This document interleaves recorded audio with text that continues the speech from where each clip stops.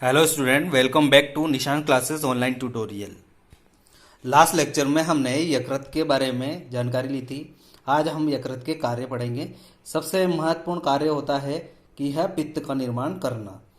जो इसके अंदर पित्त भरा होता है, जो मैंने बोला था का स्टार्टिंग में, जो कि गॉल ब्लेडर के अंदर स्टोर रहता है।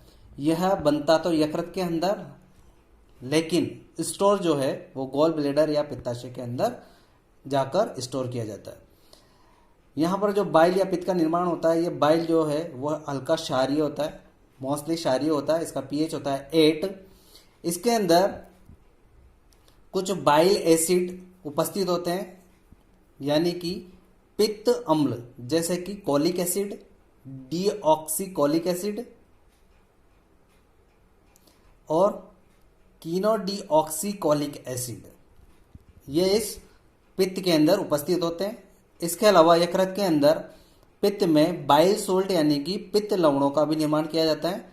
यह पित्त लवण स्वांगीकरण के लिए आवश्यक होते हैं। पित्त लवण में कौन कौन से हैं? इनमें है सोडियम बाइकार्बोनेट, सोडियम ग्लाइकोकोलेट और सोडियम टोरोकोलेट। ये 3 प्रकार के पित्त लवण इसमें पाए जाते हैं।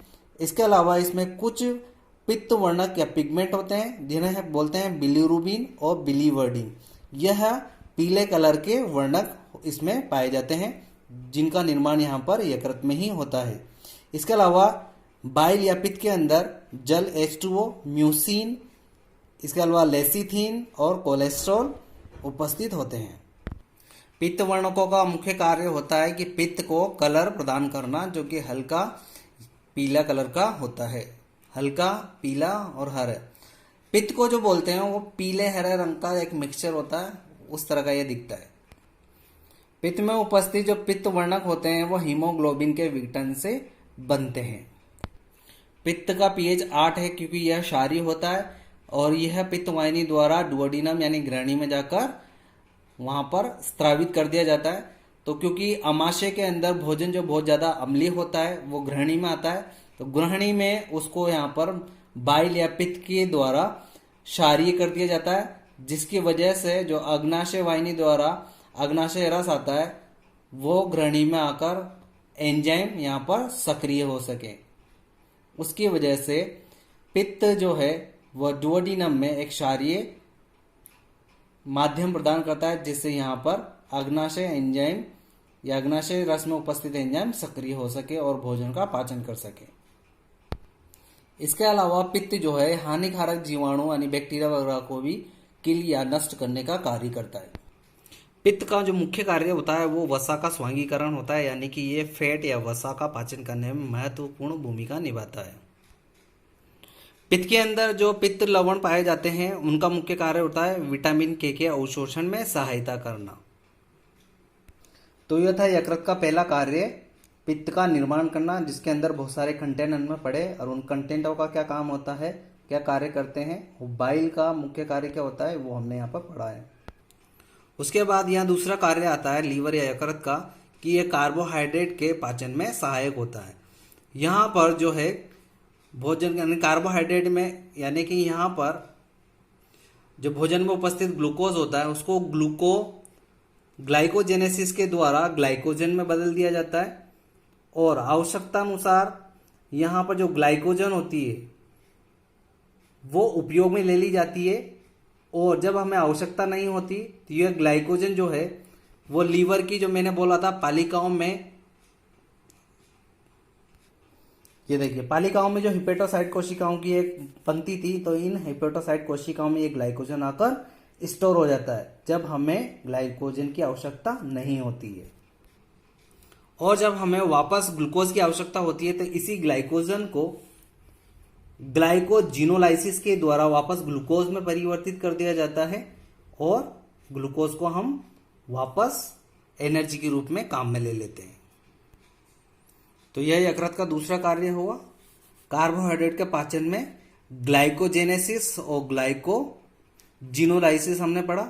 इसका एक और कार्य होता है यकृत का ग्लूकोनियोजेनेसिस, यानी कि जब ग्लूकोज का निर्माण कार्बोहाइड्रेट के अलावा किसी और पदार्थ से होता है विषम परिस्थितियों में, तो इसे बोलते हैं ग्लूकोनियोजेनेसिस।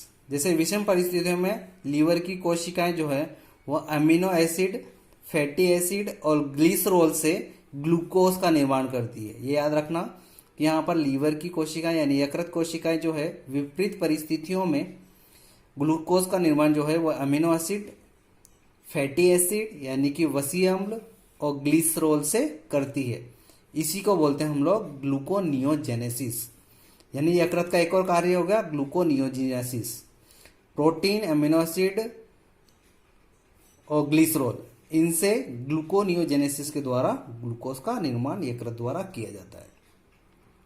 यकृत का तीसरा कार्य होता है प्रोटीन का पाचन करना। प्रोटीन का पाचन किस तरह से करते हैं ये? प्रोटीन में उपस्थित अमीनो एसिड है, इनका डीएमिनेशन करके अमोनिया को बाहर निकाल दिया जाता है और इनको कन्वर्ट कर दिया जाता है यूरिया के अंदर। तो प्रोटीन का इस तरह से पाचन कर देती है यूरिया के अंदर। इसके अलावा यकृत का नेक्स्ट कार्य है विटामिन का संश्लेषण करना और उनका स्टोर करना यानी उनको संचय करना।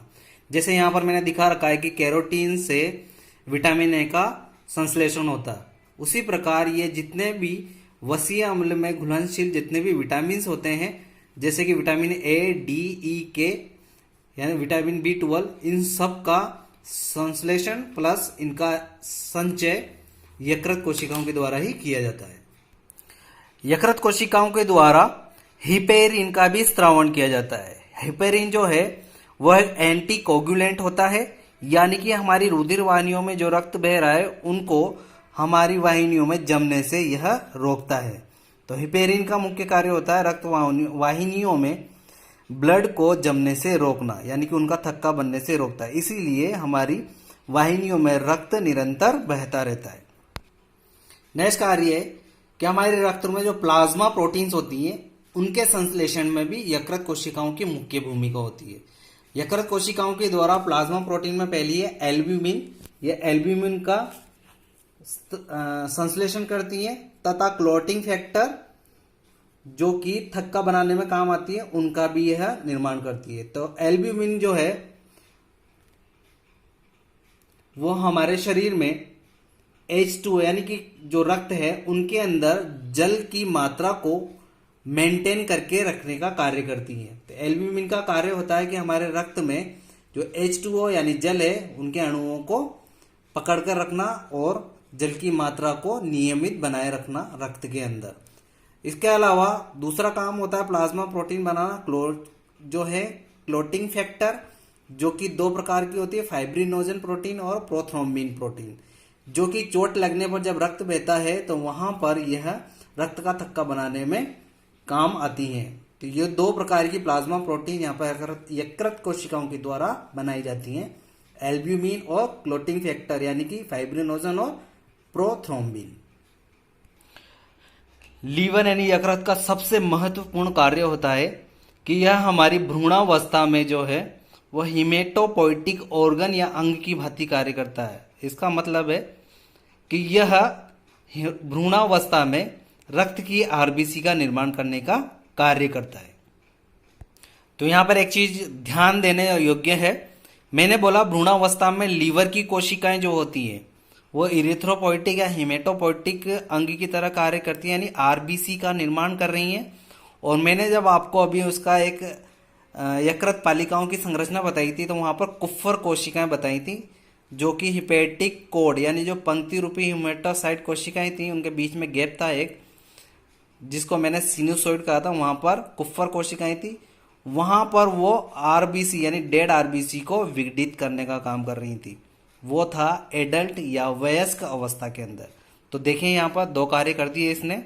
भ्रूणावस्था में तो आरबीसी बना रहा है, लेकिन युवावस्था में लीवर यानी यकृत की पालिकाओं में उपस्थित कुप्पर कोशिकाएं आरबीसी को नष्ट करती हैं और विघटन कर देती हैं। जो मृत आरबीसी हैं उनका विघटन करके उनको नष्ट कर देती हैं।